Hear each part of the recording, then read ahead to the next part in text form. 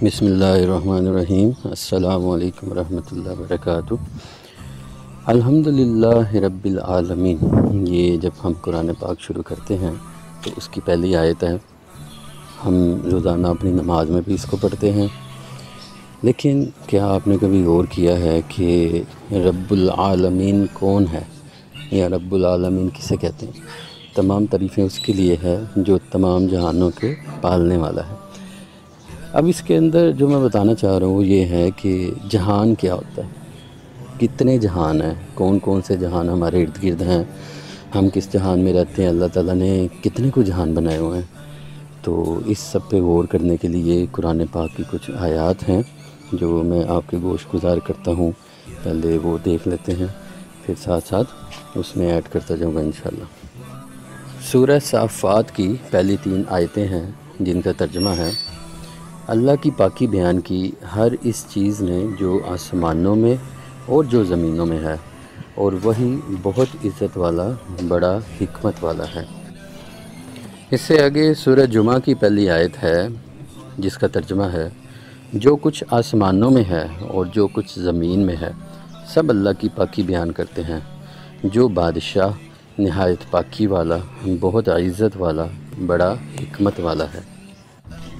سورہ التغابن کی پہلی آیت ہے جس کا ترجمہ ہے: جو کچھ آسمانوں میں ہے اور جو کچھ زمین میں ہے سب اللہ کی پاکی بیان کرتے ہیں، اسی کی بادشاہت ہے اور اسی کے لیے سب تعریف ہے، اور وہ ہر چیز پر خوب قادر ہے۔ تو ان آیات کی روشنی میں بھی آپ نے دیکھا کہ جو کچھ آسمانوں میں ہے اور جو کچھ زمین میں ہے سب اللہ تعالیٰ کی پاکی بیان کرتے ہیں۔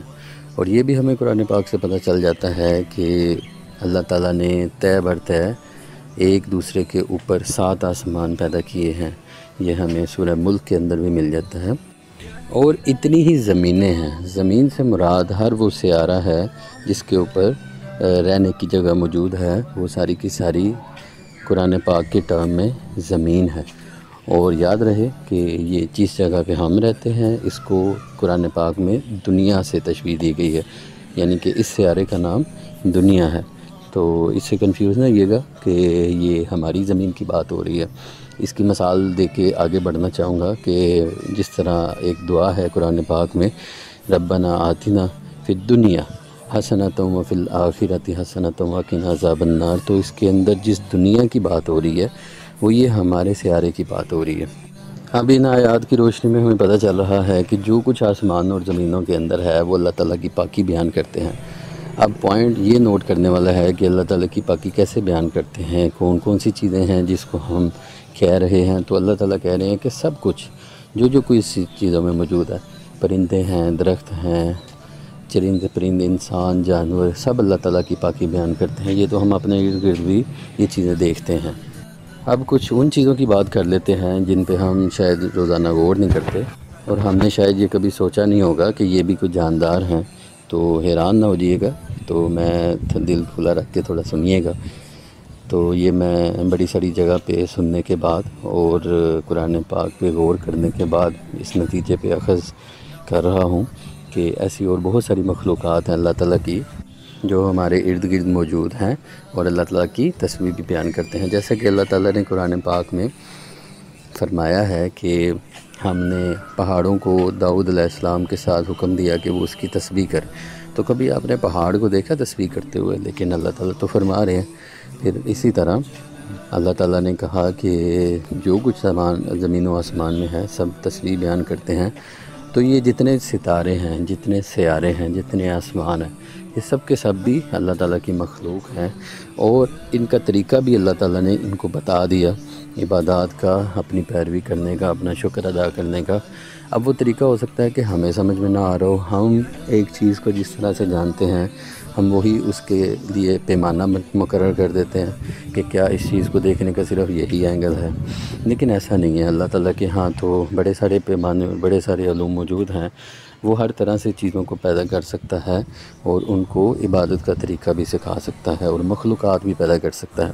عین ممکن ہے کہ ہم جس طرح کی چیزوں کو مخلوق یا جاندار سمجھتے ہیں، اللہ تعالیٰ کے ہاں وہ چیزیں اس طرح سے ڈیفائن ہی نہیں ہیں۔ تو جو سائنس ہمیں آج کل کہہ رہی ہے کہ اس چیز کو ہم جاندار کہتے ہیں، وہ کوئی ختمی شکل نہیں ہے جاندار ہونے کی. اسی لیے سائنس کلیم بھی نہیں کرتی، اور سائنس کہتی ہے the life as we know it, جیسے انہیں ابھی تک پتہ چل سکا ہے اس چیز کا کلیم کرتے ہیں. اور یہ دن بدن بدلتا بھی رہتا ہے. کبھی وہ کہتے ہیں ایک تھیوری آ جاتی ہے، پھر دوسری آ جاتی ہے. تو یہ معاملہ سائنس کا چلتا رہتا ہے. تو ہم سائنس کے تابع ان چیزوں کو نہیں دیکھیں گے، ہم اللہ اور رسول کے اور قرآن پاک کی زبانی اس چیزوں کو دیکھ رہے ہیں. آپ کو ایک حیرانی کی ایک ریسرچ شیئر کرتا ہوں کہ ایک دفعہ میں نے پڑھا کہ ہمارے جسم پہ کچھ ایسے جاندار یا ایسے آرگنزم موجود ہوتے ہیں، وہ ہم ساری کی ساری زندگی ہمارے جسم پہ ہی رہتے ہیں. ہم جتنا مرضی نہا لیں، جتنے مرضی ہاتھ دھو لیں، وہ کہیں نہیں جاتے. ہمارا جسم ان کے لیے پوری دنیا ہوتی ہے، اور وہ وہیں اب پیدا ہوتے ہیں اور وہیں وہ مر جاتے ہیں. ان کی پوری کا پوری زندگی کا جو لائف سائیکل ہے وہ ہمارا جسم ہوتا ہے. ہر بندے، میں اور آپ، ہمارے جسموں پہ ایسے جراثیم موجود ہیں جو کہ ساری کی ساری زندگی ہمارے جسم پہ گزارتے ہیں. تو ان کے لیے ہم ایک دنیا ہے.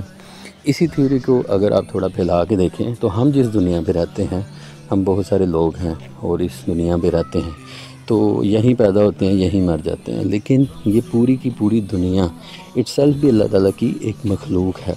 اسی لیے اللہ تعالیٰ نے بڑی ساری جگہوں پہ فرمایا کہ قیامت والے دن زمین کو یہ حکم دیا، فلاں جگہ پہ یہ حکم دیا، زمین نے ایسا کر دیا، زمین نے اپنے خزانے اگل دے گی. تو زمین کو جس سیغے میں یوز کیا گیا ہے وہ جاندار کے سیغے میں ہی ہے. اسی طرح ہم جب دیکھتے ہیں تو قیامت کے بارے میں بھی بڑی ساری چیزیں نظر آتی ہیں. دوزخ کے بارے میں کہا جاتا ہے کہ جب اس کو لایا جائے گا تو وہ چیخ مارے گی اور وہ بڑا شور مچائے گی. تو یہ ایک جاندار کے ہی کام ہے، یہ کوئی بے جان چیزیں نہیں ہیں جو بھی اللہ تعالیٰ نے یہ پیدا کی. تو جہنم کو بھی ایک جاندار کہا گیا. پھر اسی طرح ایک آسمان سے دوسرے آسمان کے درمیان جو پانی موجود ہے وہ بھی جاندار ہے. یہ بھی ہمیں احادیث میں مل جاتا ہے، اس کی ڈیٹیل تفصیل مل جاتی ہے کہ وہ بھی جاندار چیزیں. اسی طرح بڑی ساری ایسی چیزیں ہیں جو کہ صرف ہمارے تصورات میں ہیں، ان کو بھی اللہ تعالیٰ نے جانداروں کے ساتھ جو ہے وہ تشبیہ کیا ہے. جیسے کہ قرآن اپنے پڑھنے والے کے لیے گواہی دے گا، تو یہ بھی ایک جاندار کا ہی کام ہے. روزہ اپنے رکھنے والوں کے لیے ڈھال بن جائے گا، تو یہ بھی ایک جاندار چیز ہے. تو یہ جاندار ہونے کی وجہ سے ان کے کیسی صفات ہیں، یہ تو جتنی بھی ہمیں بتائی جا رہی ہیں ایک جاندار کی ہوتی ہیں. بے جان چیز تو ایسا نہیں کر سکتی. تو آپ غور کریں کہ ہمارے ارد گرد کیسی زندگی موجود ہے، یہ ہم شاید تصور بھی نہیں کر سکتے. ہم تو انہی چیزوں کو تصور کر سکتے ہیں جو ہماری آبزرویشن میں آتی ہیں، جو ہمارے حواس ہمسا جن چیزوں کو محسوس کر پاتے ہیں، ہماری آبزرویشن میں صرف وہی چیزیں آتی ہیں.